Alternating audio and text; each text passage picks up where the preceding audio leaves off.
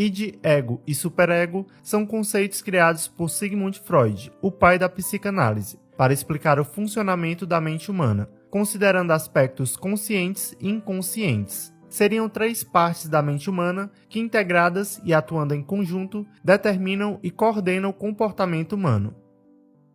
O id é irracional e fica localizado no nível inconsciente do cérebro. As pessoas já nascem com ele. O id busca sempre o prazer, consiste nos desejos, vontades e pulsões primitivas. É a parte da mente que quer solução ou gratificação imediata de todos os seus desejos e necessidades, não aceita frustrações e não conhece qualquer tipo de proibição. O id não reconhece elementos sociais e valores morais. Portanto, não há certo ou errado, não há tempo ou espaço, não importam as consequências. Exemplo do id está nos bebês que choram quando sentem fome ou uma criança que arranca a boneca das mãos da amiga só porque quer o brinquedo.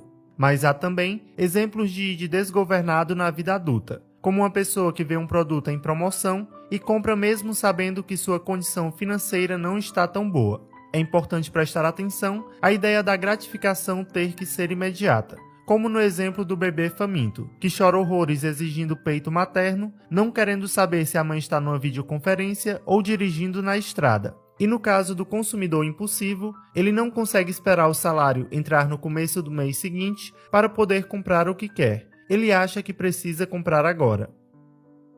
A partir do id, desenvolve-se as outras partes que compõem a personalidade humana, o ego e o superego.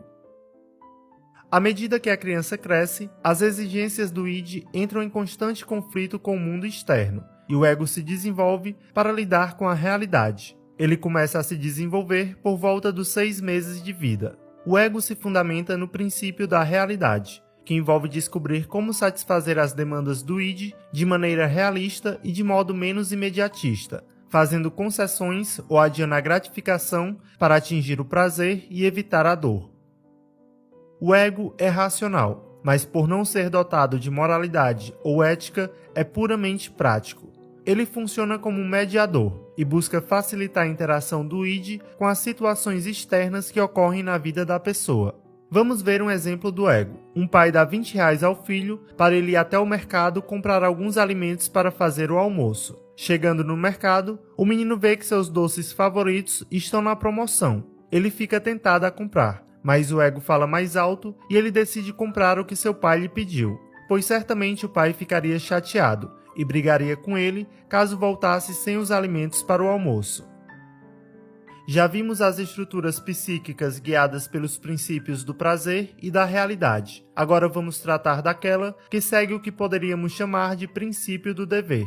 O superego se baseia nos valores da sociedade e nas regras de conduta que herdamos dos nossos pais, para agir como um juiz das nossas intenções. Essa é a parte moral da nossa personalidade, a fonte dos nossos pensamentos de autocontrole. O superego reprime por meio da punição ou sentimento de culpa qualquer impulso contrário às regras e ideais. Também força o ego a se comportar de maneira moral, conduzindo o indivíduo ao que é certo.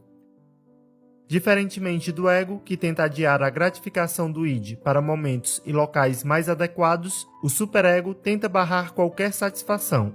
Outra diferença essencial é que mesmo que o ego e o superego cheguem à mesma conclusão sobre alguma coisa, afinal, ambos têm funções de censura, o superego tem esse raciocínio por motivos morais, enquanto que o ego tem base nas consequências que a ação pode acarretar.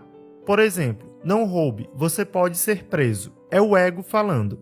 Agora, você não pode roubar, é errado, é o superego falando. De acordo com Freud, o superego começa a se desenvolver a partir do 5º ano de vida.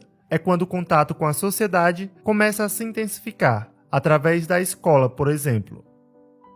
Um exemplo do superego é uma pessoa que recebe o troco a mais em um restaurante, mas decide devolver porque é o certo a se fazer, já que entende que o dono do restaurante e os funcionários precisariam do dinheiro para ganhar a vida.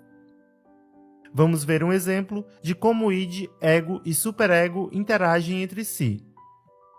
Imagine uma pessoa que foi a um bar com os amigos. Ela chegou às 19 horas e já é meia-noite. No dia seguinte, ela entra 8 horas da manhã no trabalho e já bebeu cervejas o suficiente para relaxar. Os amigos dessa pessoa propõem mais uma rodada de bebidas, e então entram em ação o id, ego e superego.